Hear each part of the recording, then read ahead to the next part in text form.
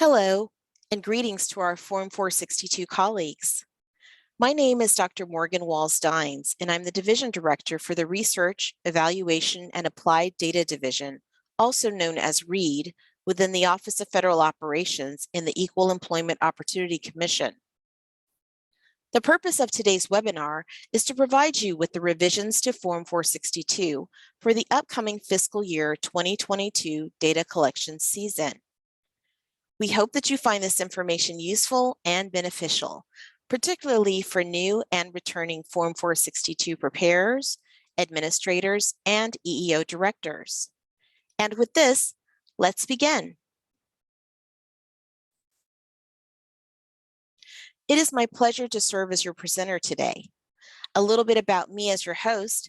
I have been with the EEOC for over 12 years and have served as an assistant director in the Office of Federal Operations for 7 years.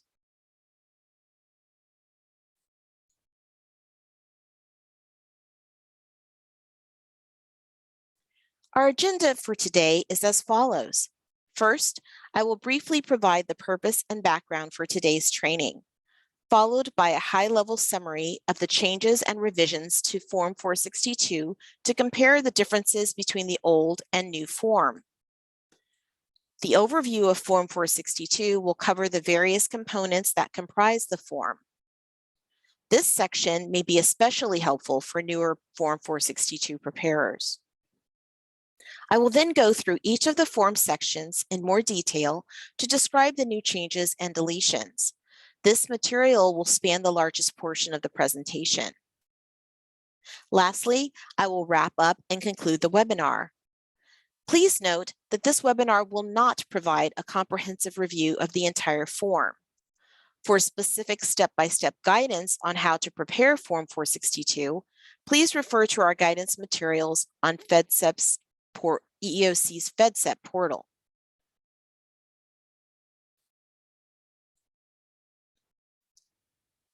The purpose of today's informational webinar is to describe the changes to the form that will be used to collect federal complaint activity data for fiscal year 2022. The federal complaint activity process is codified in 29 Code of Federal Regulations, Part 1614.602, which requires that all federal agencies annually report on their pre-complaint and formal complaint equal employment activities to the EEOC through the Office of Federal Operations.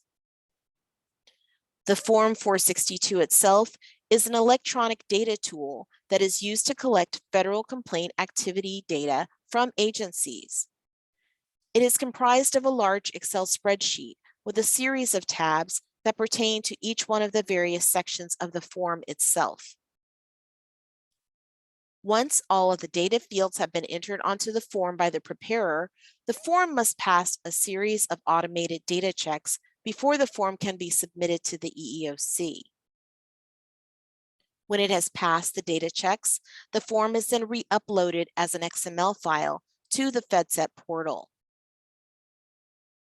The agency's EEO director is then automatically notified that the form has been submitted and is ready for review. The EEO director then reviews the form for accuracy and releases the data to the Office of Federal Operations. READ's division staff retrieve the agency's submission from FEDSEP and reviews the form for accuracy. If the form is without errors, then the form is stamped as verified in FEDSEP and the agency preparer is notified that the form has been accepted. If errors are found, however, then the form is stamped as rejected in FEDSEP and READ drafts an email to the preparer notifying them that errors have been found with the location of these errors. Rejected reports reinitiates the process, starting with an agency's download of a blank form. Reports that are stamped as verified are permanently stored in the Form 462 cloud database.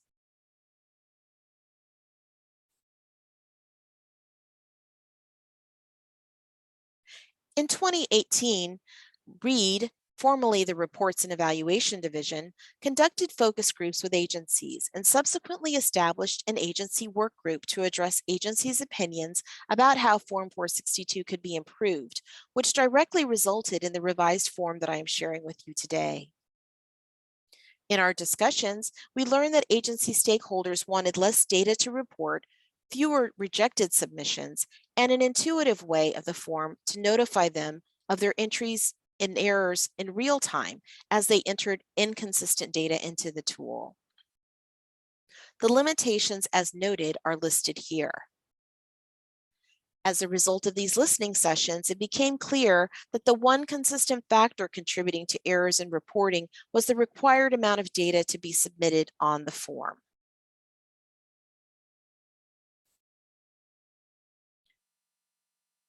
In response, Reed developed the Form 462 Data Reduction Work Group to review and identify items to be removed from the form while maintaining the integrity of the data needed to monitor the federal complaint process. Various criteria were used to determine which fields to remove, including, but not limited to, data redundancies and eliminations and/or deletions of lesser analyzed data fields, such as user-defined write-in text fields.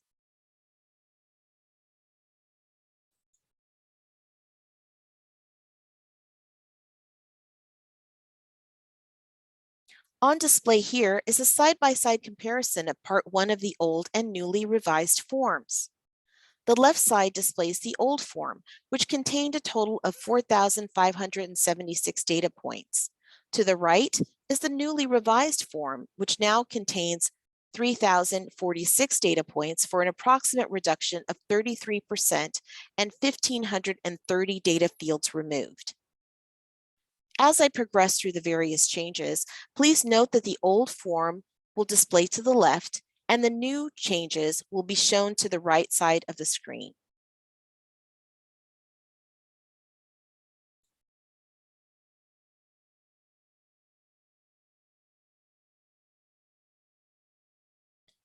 The form contains a total of 12 sections. Part 1 covers pre-complaint activities. Part 2 covers formal complaint activities. Part 3 covers agency resources and training. Part 4, subparts 1 and 2, covers the bases and issues alleged in complaints filed. Part 4C, subparts 1 and 2, covers the bases and issues alleged in settlements.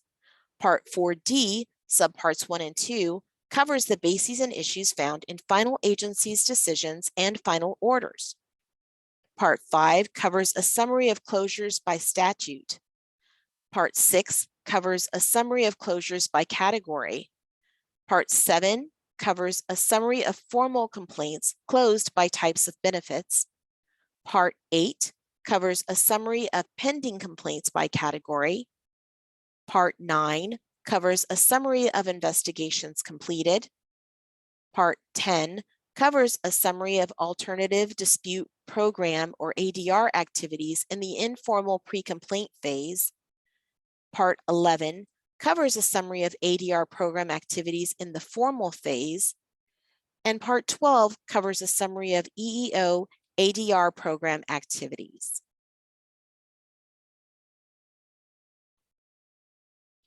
Displaying here is a list of the various parts and sections of the actual revised Excel tool. The new modifications are contained throughout 6 of the 12 parts of the form, so the revisions and deletions impact essentially half or 50% on the parts of the form itself. This slide displays the Instructions tab of the revised tool. The spreadsheet contains a tab of instructions, the Macros tab that must be enabled, a Profile tab, 15 data entry tabs, and also a Data Checks tab and an Import tab, which are not visible on this screen.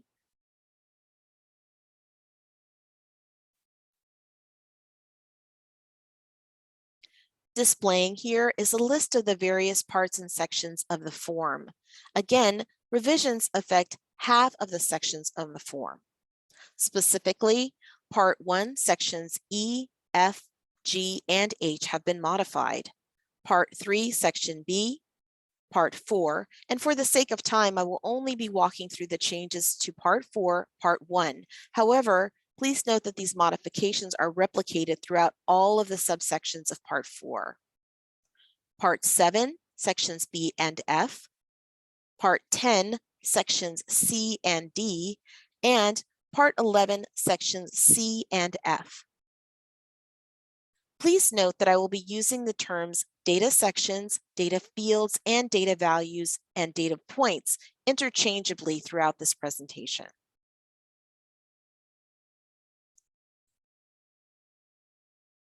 Part 1, Section E, Non-ADR settlements with monetary benefits.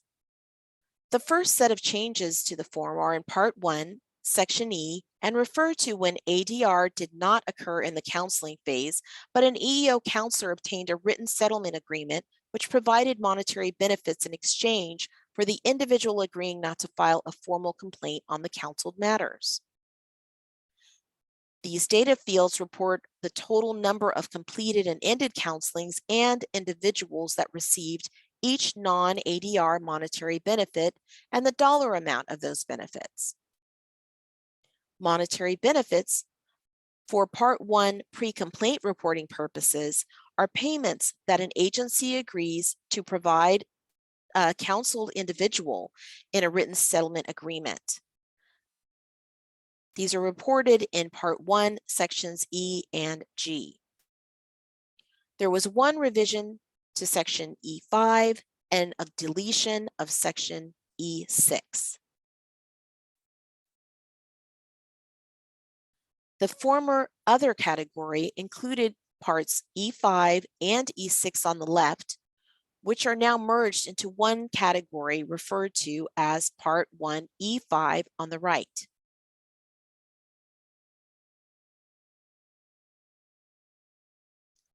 Part 1F, non-ADR settlements with non-monetary benefits. Part 1, Section F refers to when ADR did not occur in the counseling phase, but an EEO counselor obtained a written settlement agreement which provided non-monetary benefits in exchange for the individual agreeing not to file a formal complaint on the counseled matters.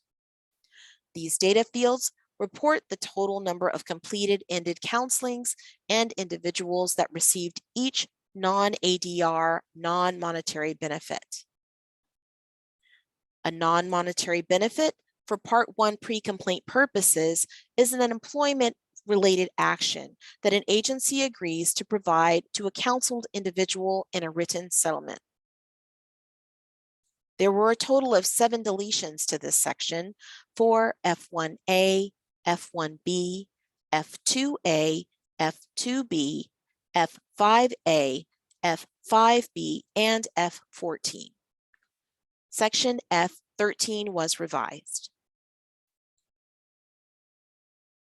This slide displays the values of 1A retroactive and 1B non-retroactive hires, 2A retroactive and 2B non-retroactive promotions, 5A reinstatement, and 5B voluntary resignations for removals rescinded that were all deleted.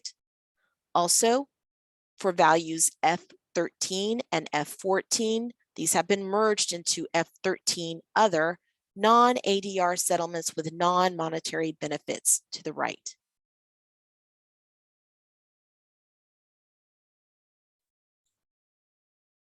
Part 1G, ADR settlements with monetary benefits. Part 1, Section G refers to when ADR occurred in the counseling phase and resulted in a written settlement agreement which provided monetary benefits in exchange for the individual agreeing not to file a formal complaint. These data fields report the total number of completed and ended counselings and individuals that received each non-ADR monetary benefit and the dollar amount of those benefits in the appropriate columns of Section G. This section includes one revision for Section G5 and one deletion for Section G6.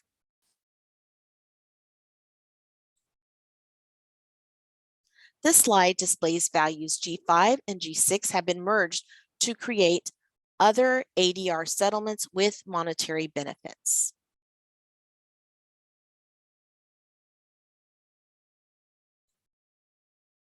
Part 1H, ADR settlements with non-monetary benefits. Part 1, Section H refers to when ADR occurred in the counseling phase and resulted in a written settlement agreement which provided monetary benefits in exchange for the individual agreeing not to file a formal complaint. These data fields report the total number of counselings and individuals in counselings that were closed during the reporting period by a written ADR settlement agreement, which provided for non-monetary benefits. This section includes a total of 7 deletions of H1A, H1B, H2A, H2B, H5A, H5B, and H14. Item H13 was revised. This slide displays deletions of values 1A, 1B, 2A, 2B, 5A, and 5B, which is the same as with the previous Part 1G. Also, values for H13 and H14 have been merged into H13.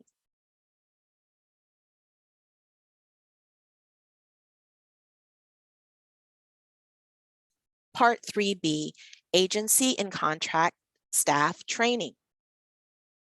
EEO Management Directive 110, Chapter 6, Section 2, requires that all new EEO investigators, including contract and collateral duty investigators, receive a minimum of 32 hours of specified EEO investigation training before conducting investigations.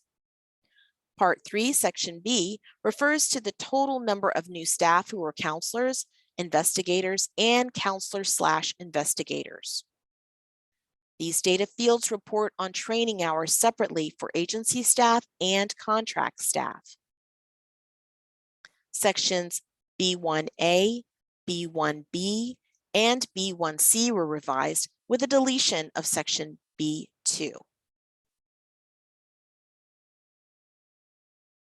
This slide displays the new values of B1A, new staff receiving at least 32 hours of training, B1B, experienced staff receiving at least 8 hours of training, B1C, training requirement not met, and the removal of values B2A, B2B, and B2C.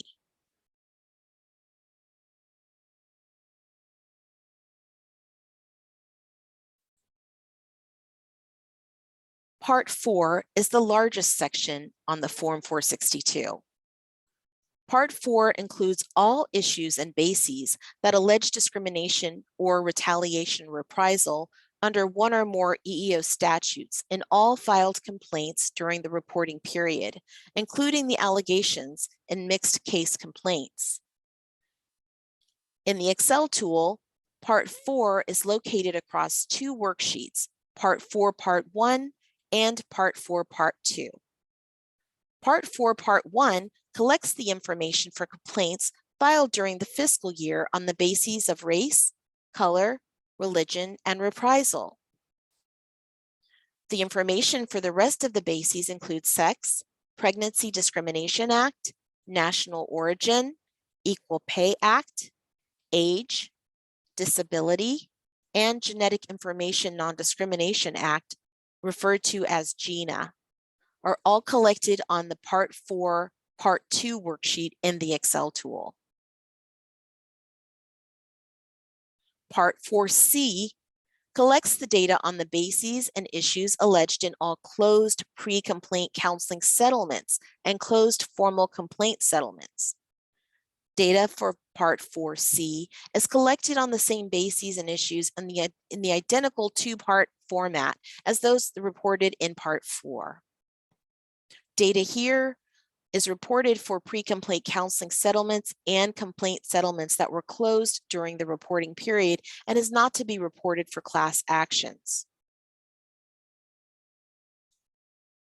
Lastly, Part 4D collects the data on the bases and issues alleged in all closed complaints found in final agency decisions, FADs, administrative judges or AJ decisions, and agency final orders with findings of discrimination issued during the reporting period. Data for this part is collected on the same bases and issues in the identical two-part format as those reported in Part 4. Data should only be reported for those complaints that were closed with findings during the reporting period and is not to be reported for class actions.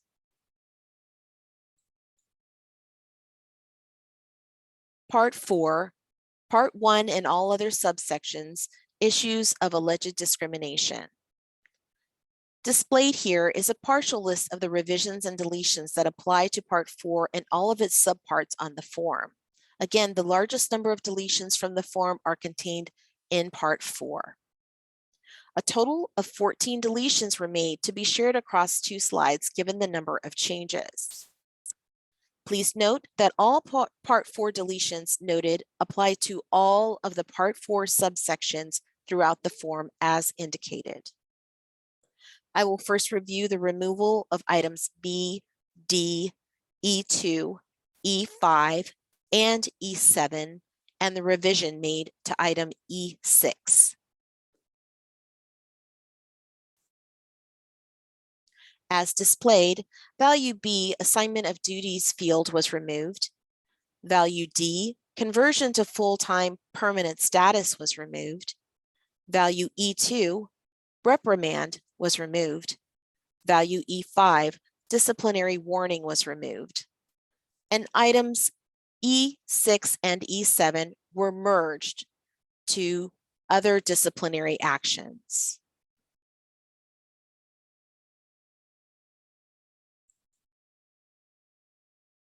In the continuation of Part 4, there were deletions of items M1, M2, O, P, U, and X1 through X4, and one revised field X.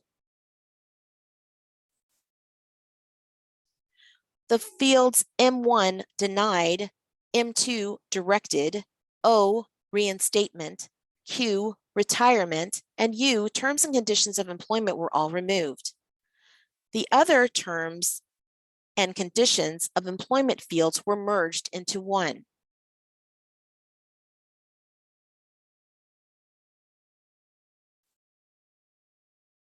Part 7, Summary of Formal Complaints Closed by Types of Benefits. Part 7 collects specific data on the monetary and non-monetary benefits awarded in formal complaint closures that occurred during the reporting period. A monetary benefit for Part 7 reporting purposes is a payment that an agency agrees to provide a complainant in a written settlement agreement, a final agency decision finding of discrimination, or a final agency order agreeing to fully implement an AJ's decision that orders the agency to provide a monetary payment. Monetary benefits include compensatory damages, back pay, front pay, lump sum awards, and attorney's fees. A non-monetary benefit for Part 7 reporting purposes is an employment-related action or benefit that an agency agrees to provide a complainant in a written settlement agreement, a final agency decision finding of discrimination, or a final agency order agreeing to fully implement an AJ's decision that orders the agency to take an employment-related action. The agency may agree in a settlement agreement to take an employment-related action, including a non-monetary benefit, with or without also agreeing to provide monetary benefits. There were a total of 8 deletions for items B6, F1A, F1B, F2A, F2B, F5A, F5B, and F14. Items B5 and F13 were revised. The specific fields that were removed were F1A and F1B, retroactive and non-retroactive hires, F2A and F2B, retroactive and non-retroactive promotions, F5A and F5B, reinstatements and voluntary resignations under removals rescinded. And lastly, two fields were merged under non-monetary benefits, other monetary benefits and other non-monetary benefits.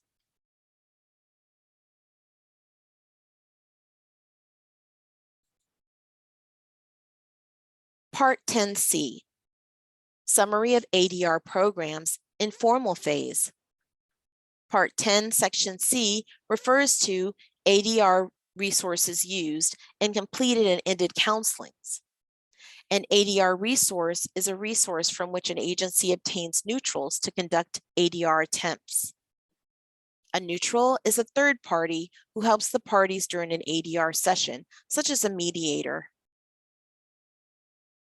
These data fields report on the total number of individuals for which ADR resources were used for completed and ended counselings in this reporting period. The counselings are auto-calculated by the worksheet. There are a total of 4 deletions for sections C2, C3, C5, C6, and C7, as well as all of Part 10D has now been removed. One revision is present in Part 10 for item C2. As illustrated here, item C2 has been replaced by external counselings. Item C3, referring to private organizations as an ADR resource, is removed. Items C5, C6, and C7 have been removed, as well as the entire Part D, which listed various ADR techniques used in completed counselings. Multiple resources used refers to a combination of both in-house and external resources that were used.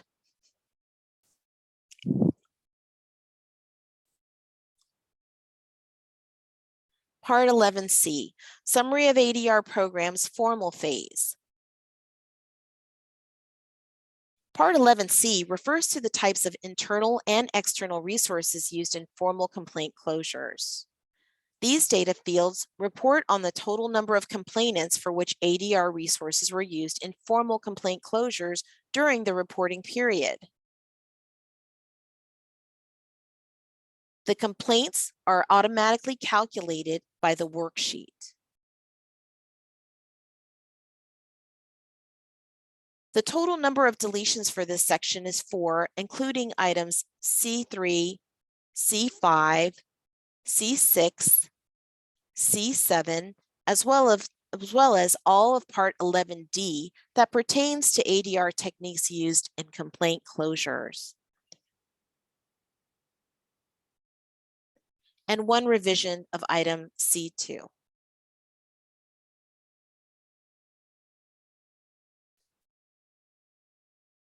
The changes to Part 11 for the formal phase mirror those of Part 10 for the informal phase.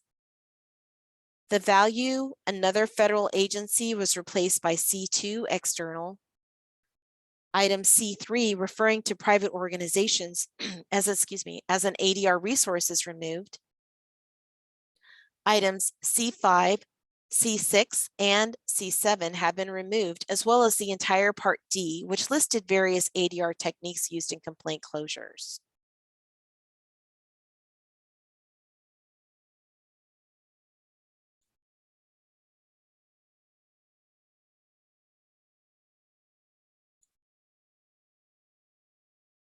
And this brings us to the final section that I will cover, which is Part 11, Section F, Benefits Received.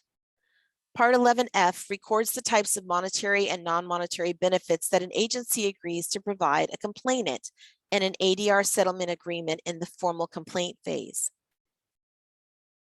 A monetary benefit for Part 11, Section F purposes is a cash payment that an agency agrees to provide a complainant in an ADR settlement agreement. Monetary benefits include compensatory damages, back pay, front pay, lump sum awards, attorney fees and costs, and any other benefits as defined by an agency's administrator. A non-monetary benefit for Part 11, Section F2 purposes is an employment-related action that an agency agrees to provide a complainant in an ADR written settlement agreement. These data fields report on complaints, complainants, and the benefit amounts. The total number of deletions in this section are 7 and pertain to items F2AI, F2AII, F2BI, F2BII, F2EI, F2EII, and F2N. Revisions include items F1E and F2M.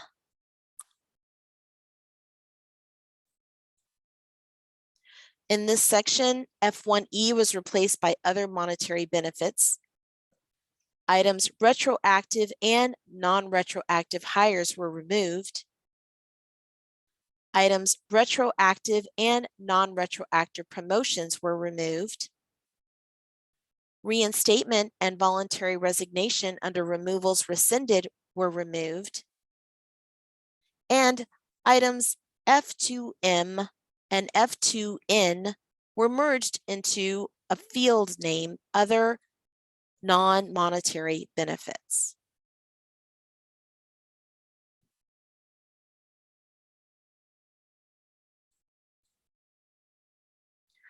I've now walked you through each of the data fields that have changed for fiscal year 2022.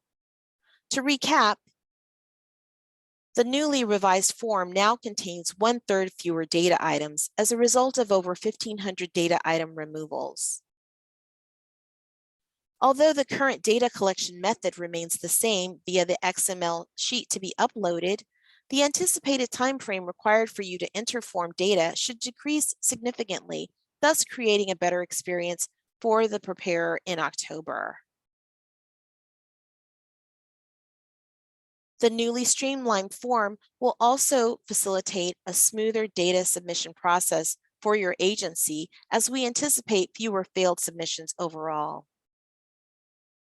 I hope that you find this webinar informative as you prepare for the Form 462 data collection season. In conclusion, I want to personally express my sincere gratitude to each of you for your ongoing and tireless efforts in supplying the EEOC with this important data each and every year. Because of you, we are able to perform critical research and analyses in an effort to root out employment discrimination within the federal government. I also want to take a moment to thank my division team who provide your agencies with technical support and ensure that your questions and concerns are addressed in a timely manner. These outstanding individuals work very hard to ensure that Form 462 data collection season is a successful one. If you should need any further information about this webinar content, or if you have additional questions, then please email us at form462@eeoc.gov. Thank you. This concludes this webinar.